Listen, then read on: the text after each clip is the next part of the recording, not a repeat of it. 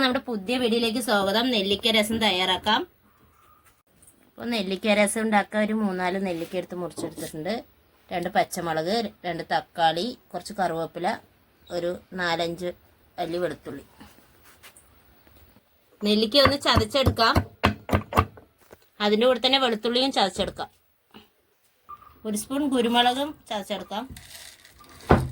1 spoon ജീരകവും ചതച്ചെടുക്കാം. അപ്പോൾ അതെല്ലാം ചതച്ചെടുത്തിട്ടുണ്ട്. ഒരു ചെറിയ നെല്ലിക്ക വെള്ളത്തിലുള്ള പുളി വെളുത്തിട്ടുണ്ട്.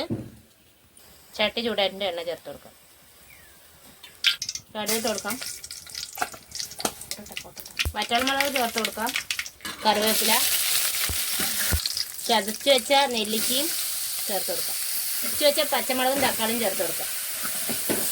1/4 സ്പൂൺ മഞ്ഞൾപ്പൊടി, പുളി പിഴിഞ്ഞത് ചേർത്ത് കൊടുക്കാം. 1 കപ്പ് കൂടി വെള്ളം ചേർത്ത് കൊടുക്കാം. നെല്ലിക്ക രസത്തിന് ആവശ്യമുള്ള ഉപ്പ് ചേർത്ത് കൊടുക്കാം. ഒരു 2 നെല്ലിക്ക ഇട്ട് കൊടുക്കാം. മുറിച്ചത് ഓപ്ഷനിലാണ്, ചേർക്കണം നിർബന്ധമില്ല. കായപ്പൊടി ചേർത്ത് കൊടുക്കാം. മല്ലിയില ചേർത്ത് കൊടുക്കാം.